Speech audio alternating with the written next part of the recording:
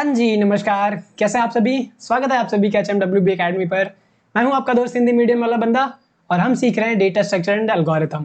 आज की वीडियो में हम बात करने वाले हैं हैश मैप या बोल लो हैश टेबल के बारे में। पर सबसे पहले ये जानना जरूरी है कि ये डेटा स्ट्रक्चर इस्तेमाल क्यों किया जाता है, आखिर क्यों नीड है इस डेटा स्ट्रक्चर की।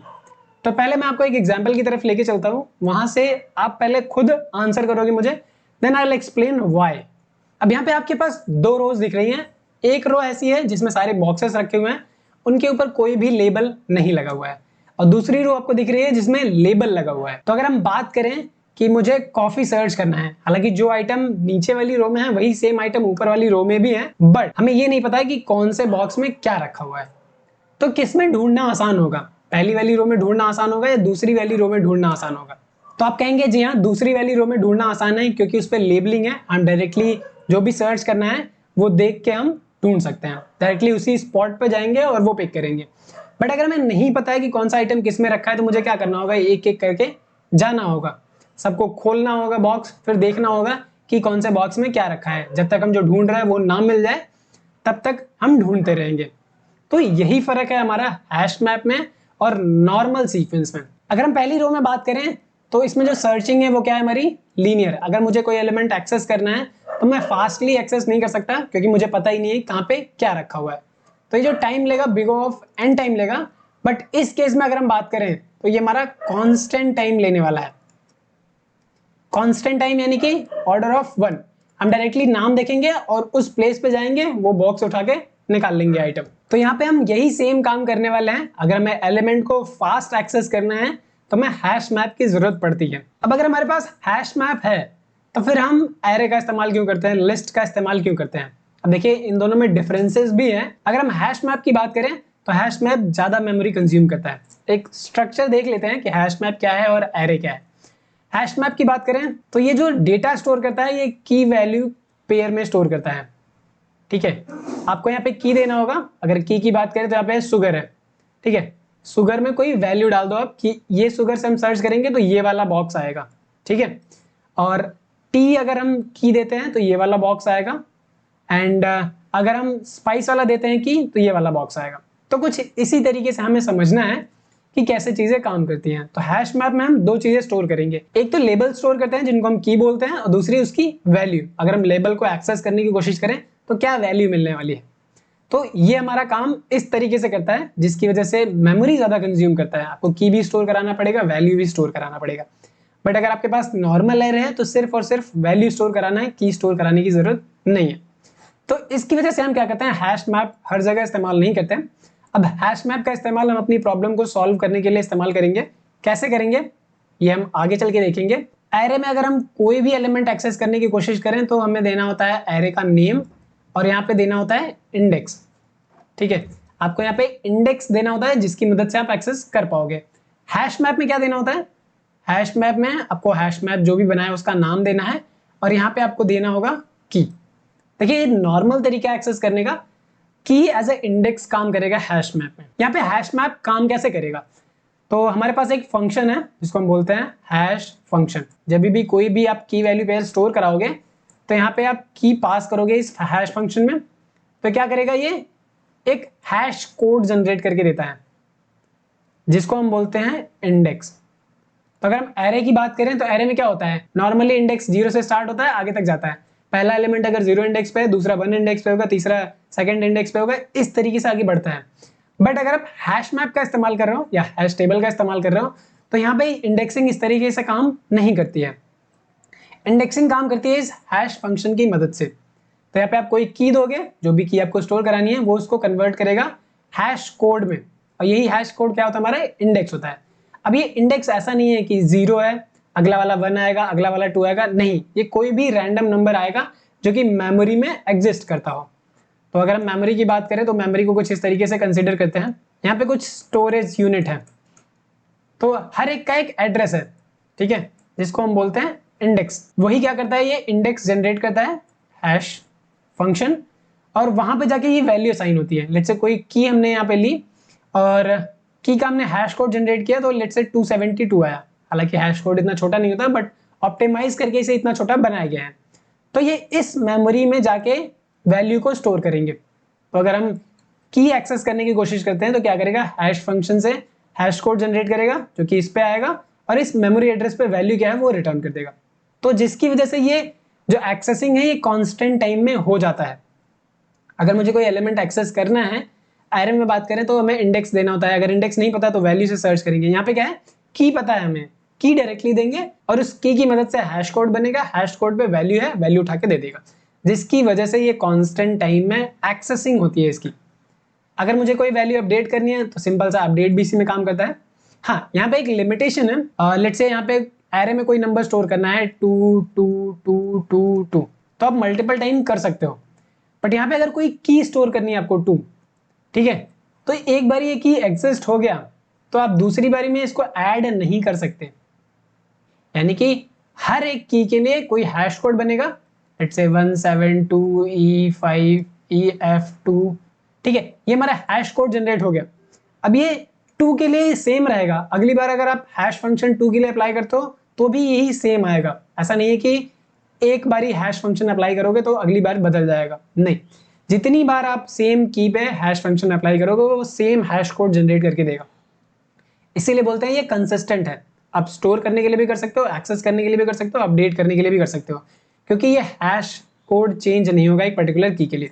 तो अगर मुझे 2 मल्टीपल टाइम स्टोर करना है तो मैं यहाँ पे नहीं कर पाऊंगा।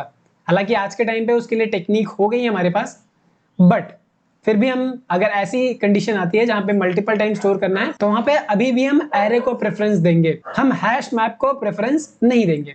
तो कुछ लिमिटेशंस है, कुछ एडवांटेज है। एडवांटेज की बात करें तो मेजर एडवांटेज यही है कि जो सर्चिंग होती है कांस्टेंट टाइम में हो जाती है। अब आगे चल के इसको हम अपनी प्रॉब्लम में इस्तेमाल करने वाले हैं कि कैसे आपको कांस्टेंट टाइम में एक्सेस करने को मिलेगा, जिससे हम टाइम कॉम्प्लेक्सिटी को रिड्यूस कर सकते हैं। तो ये सारी चीजें जब प्रॉब्लम सॉल्व करोगे तो ज्यादा समझ में आएगा। अभी हम समझ लेते हैं कि हैश फंक्शन कैसे इंप्लीमेंट किया जाएगा। अब यहाँ पे पहली चीज आती है कि हैश मैप डिफाइन कैसे करेंगे। तो पाइथन में इसकी बात करें तो हैश मैप को एज अ डिक्शनरी कंसिडर कर सकते हैं। अगर आपको इन डिटेल जानना है कि डिक्शनरी काम कैसे करता है तो आप इस वीडियो को जाके देख सकते हैं। अदरवाइज अगर आपको ये वीडियो नहीं देखनी है तो आप इसी वीडियो पे स्टे कर सकते हो। जो भी इंपॉर्टेंट चीजें हैं वो मैं इसी वीडियो में बता दूंगा। और अगर सीखना ही है अच्छे से तो यहाँ पे जाके देख सकते हो। जितने भी ऑपरेशंस होते हैं डिक्शनरी में, जितनी भी फंक्शनैलिटी होती है वो सब इस वीडियो में डिस्कस करी गई है। तो घबराने वाली बात नहीं है। सीखना है तो जा सकते हैं, नहीं सीखना है, बेसिक अंडरस्टैंडिंग लेनी है तो यहाँ पे भी रुक सकते हैं।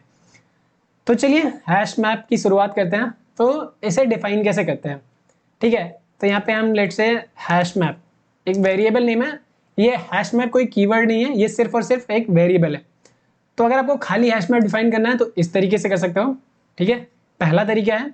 दूसरा तरीका यह है कि लेट्स से हैश मैप 1 हम एक वेरिएबल ले लेते हैं, डिक्ट कीवर्ड है। तो इसकी मदद से भी आप क्या कर सकते हो, एक खाली हैश मैप क्रिएट कर सकते हो।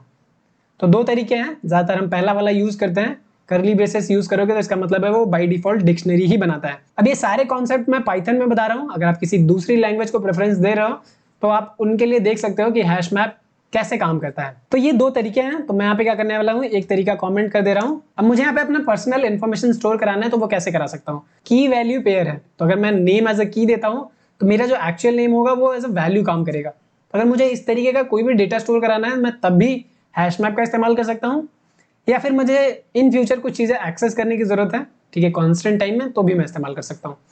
तो उसके लिए आपको करना क्या है, आपको देना है हैश मैप, इसके बाद आपको स्क्वायर ब्रैकेट देना है, स्क्वायर ब्रैकेट के बाद आपको देना है की। तो मैं यहाँ पे की दे रहा हूँ नेम, ठीक है। तो ये hash map name equals to, मैं यहाँ पे वैल्यू दे दूंगा। तो लेट्स से हिंदी मीडियम वाला बंदा, ओके, यहाँ पे मीडियम की जगह कुछ और लिखा गया है, ठीक है। ये मेरा नेम हो गया। अगर मुझे एज स्टोर कराना है तो मैं क्या करूंगा, हैश मैप और यहाँ पे डाल देंगे एज। देखिए स्ट्रिंग होगा तो स्ट्रिंग के फॉर्म में लिखेंगे, नंबर होगा तो नंबर के फॉर्म में लिखेंगे, और कोई टाइप होगा तो उस टाइप में लिखेंगे, ठीक है। तो एज लेट से 25, ठीक है। एंड अगर इसी तरीके से बात करें तो हाइट 50। अगर हम बात करें इसको स्ट्रिंग में लिखना है तो लेट से 174 सेंटीमीटर, या जो भी जिस तरीके का भी डेटा आपको स्टोर कराना है इस तरीके से आप करा सकते हो। अब अगर हम बात करें ये हैश मैप दिखेगा कैसे, तो इसके लिए हम क्या करेंगे, प्रिंट करा लेंगे हैश मैप को। अभी हमने पाइथन कोड लिख लिया है, रन कैसे कराएंगे, तो रन कराने के लिए वही पाइथन फाइल नेम हमने यहाँ पे दे दिया है हैश मैप .py। इसको कराना है रन। यू कैन सी हमारी डिक्शनरी कुछ इस तरीके से दिख रही है। कर्ली ब्रेसेस के अंदर ये की है, then colon, then value, comma separated, फिर दूसरी की, दूसरी वैल्यू, फिर तीसरी की, तीसरी वैल्यू। तो जो हैश मैप दिखेगा वो कुछ इस तरीके से दिखेगा जब भी आप बनाओगे। तो अगर आपको कोई दूसरी हैश मैप बनानी है, ठीक है, जिसमें बाय डिफॉल्ट कुछ वैल्यू रखनी है, तो इसी फॉर्मेट में देना भी होगा।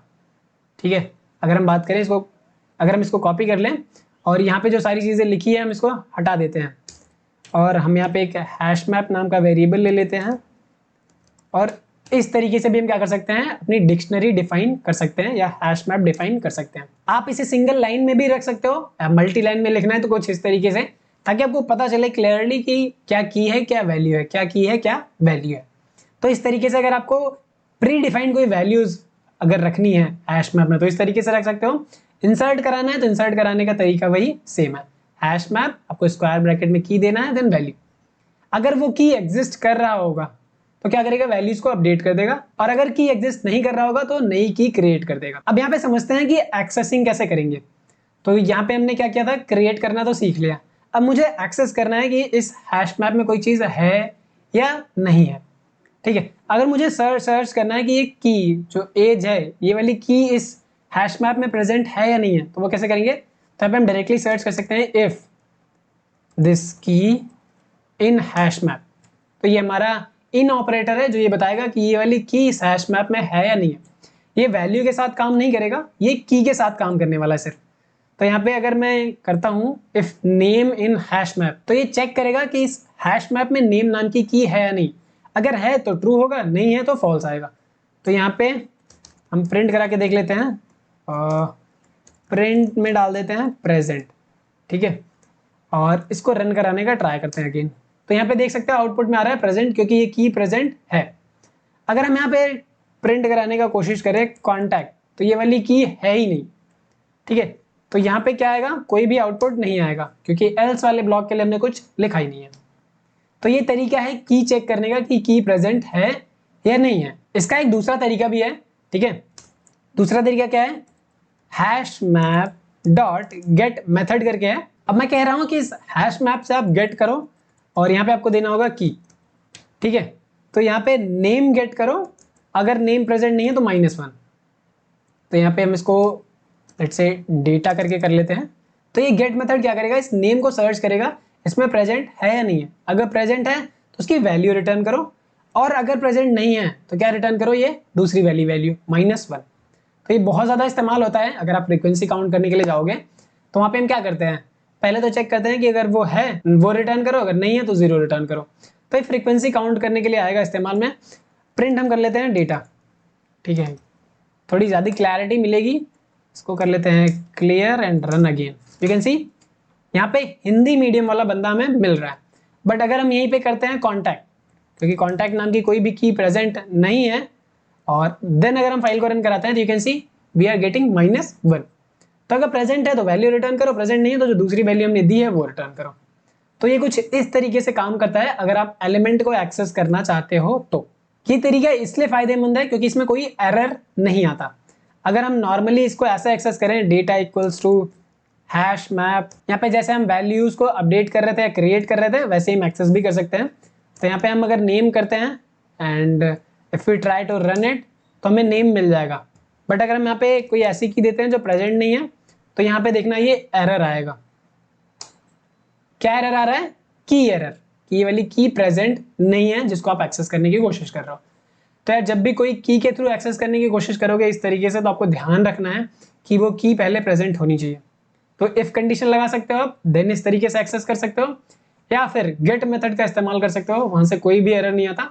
जो दूसरी वैल्यू आप रिटर्न कराना चाहोगे वो रिटर्न करा सकते हो। तो दोनों ही चीजें बेहद जरूरी है। तो आपको ये चीज समझ में आ गई कि डिक्शनरी क्रिएट कैसे करनी है या हैश टेबल क्रिएट कैसे करनी है, अपडेट कैसे करना है। जैसे हम वैल्यूज को ऐड करते हैं सेम प्रोसीजर है अपडेट करने का, जो नई वैल्यू है वो डाल देनी है। एंड एक्सेस करने का तरीका हमने देखा दो, एक गेट मेथड है, एक नॉर्मल मेथड है। एक और चीज, अगर आपको यहाँ पे कोई भी डेटा डिलीट करना है, यानी कि कोई भी की वैल्यू पहले डिलीट करनी है, तो आपको बस सिंपल लिखना है डेल और हैश मैप के बाद वो की दे देना है।